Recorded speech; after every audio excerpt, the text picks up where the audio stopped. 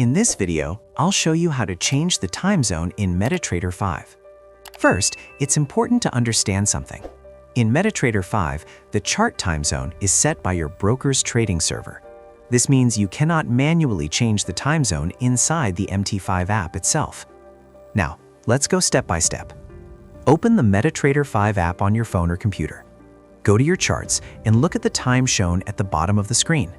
This time is based on your broker server, not your device's time zone.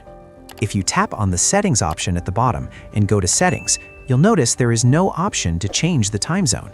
That's because MT5 does not allow manual time zone adjustments. Some people try changing their phone's region or time zone by going to Settings, then General, then Date and Time, or Language and Region.